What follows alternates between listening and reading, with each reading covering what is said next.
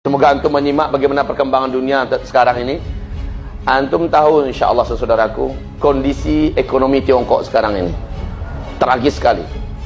Mereka entah mana duluan yang sekaratnya, antara Amerika dengan Tiongkok. Dua-duanya sama-sama sakaratul maut ekonomi mereka sekarang. Antum merasa dia sudah sangat hebat ya? Antum merasa mereka sudah sangat keren sekali ekonominya? Tidak. Antum terus ikutilah berita-berita dunia dan berita-berita televisi Tiongkok. Antum dengar sekarang bagaimana kondisi ekonomi mereka. Mereka ada pada titik paling nadirnya. Jika mereka tidak bisa menyelamatkan diri, mereka akan hancur seperti Vietnam. Dan entah mana yang duluan ini, Amerika atau Cina duluan hancur. Makanya dalam pertemuan NIC di New York di bulan Februari 2012, di mana dikatakan oleh 15 negara terkuat yang memiliki intelijen terbaik di dunia, meyakini Amerika dan Cina tidak akan mampu memimpin dunia di atas tahun 2020. Lalu kesimpulan mereka mayoritas menyepakati yang akan kembali memimpin dunia yaitu khilafah Islamiyah. Ini mereka umumkan di New York Times. Mereka umumkan di majalah paling bergengsi mereka. Jadi berita baik ini sebenarnya bahwa kebangkitan ke depan memang Islam yang punya peranan. Dan Indonesia akan menjadi lokomotif kebangkitan itu insyaallah ta'ala. Saudara-saudaraku, tapi menuju ke sana, segala yang buruk di muka bumi akan kita hadapi dulu. Baik alamnya, politiknya, sosialnya, ekonominya, kesehatannya, moralnya, dan pembantaiannya, peperangannya, semuanya ada pada puncaknya. Udah bukan saatnya lagi hanya sekedar ngaji. Yang benar itu adalah persiapkanlah persiapan yang tepat dan benar. Meminimalisir rasa sakit itu. Yang akan kita hadapi ke depan itu sakit sekali. Sakit sekali.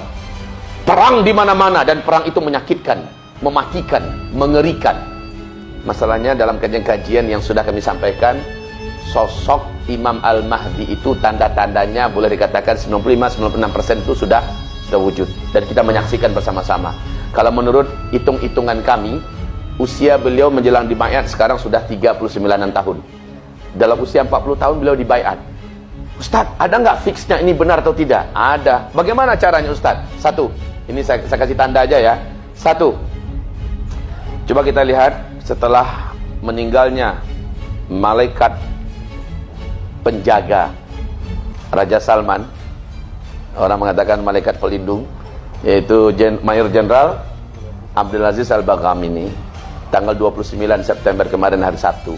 Setelah itu Raja Salman ibarat kura-kura atau ibarat penyu yang sudah kehilangan batok yang kokoh di belakang itu, rawan betul mau apa-akan saja. Jadi kita lihat ke depan, apakah Raja Salman ke depan itu meninggal dunia atau tidak, baik dengan cara dibunuh atau dengan cara normal. Selama ini beberapa kali upaya pembunuhan terhadap Raja Salman berhasil dikandaskan oleh Mayor Jenderal Abdulaziz Al-Baghamini. Dikandaskan oleh beliau. Memang luar biasa James Bond-nya beliau. Nah, ada 3 orang pangeran yang menunggu-nunggu kematian sang raja. Kita lihat besok ini, apakah Raja Salman meninggal dunia atau tidak. Tapi kita berdoa pada Allah, semoga Allah jaga wali Allah yang satu ini. Amin. Jadi 3 pangeran ini sudah perang dingin sekarang. Mereka hanya nunggu Raja Salman mati. Kalau sudah Raja Salman mati, mereka akan berebutan kekuasaan. Maka tidak seorang pun di antara mereka yang akan mendapatkan kekuasaan itu. Sebab kekuasaan nanti pada masa itu, kata Rasulullah, akan dipegang oleh keturunan kandungku, yaitu Muhammad bin Abdullah Al-Mahdi. Kalau begitu udah dekat ya. Iya, makanya. Dan syaratnya, kata Rasulullah, zuhurul mahdi inda ikhtilafi ummati wazzalazil. Al-Mahdi itu muncul ketika terjadi perselisihan perebutan kekuasaan dari kalangan umatku yang menguasai Mekah Madinah. Wazzalazil. Dan pada masa itu juga terjadi gempa-gempa. Ingat, gempa-gempa menurut konsep Ahlus Sunnah wal Jamaah adalah bila negeri-negeri Islam sudah berbuat dosa maksiat terbuka dan terang-terangan. Pernah zaman Nabi gempa terjadi. Nabi letakkan telapak tangannya di atas bumi dan berkata sambil menepuk-nepuk dan melelus bumi, bukan sekarang, belum sekarang wahai bumi, jangan sekarang. Maka bumi pun kembali tenang. Jadi kaum muslimin, gempa akan terjadi. Tahun-tahun gempa itu bukan Indonesia standarnya, bukan Jepang, bukan Asia Tenggara, bukan negara lain. Standarnya adalah Mekah, Madinah dan sekitarannya. Kalau sudah terjadi tahun-tahun gempa, maka berarti bersamaan pada tahun itu terjadi perebutan kekuasaan. Sekarang yang kedua, lihat ini. Kalau ini juga terjadi fix. Apa itu? Baitul Maqdis. Ini hadisnya Sahih Imam Muslim. Baitul Maqdis diumumkan nanti berdiri khilafah Islamiyah di sana. Hai Ibnu Hawalah, bila engkau mendengar khilafah Islamiyah dikumandangkan nanti di akhir zaman, maka hijrahlah engkau ke Palestina. Bumi teraman dan terbaik saat itu adalah Palestina. Dan kharabu Yathrib, saat itu Yathrib sedang hancur dan chaos. Yathrib itu Madinah. Madinah, Mekah, Arab Saudi dan seluruh jazirah Arab dan seluruh dunia sedang ada di puncak-puncak kekacauan dan kehancuran. Pertumpahan darah, perang di mana-mana. Dan saat itu Baitul Maqdis sedang aman-amannya sebab dibebaskan oleh hamba-hamba Allah terbaik.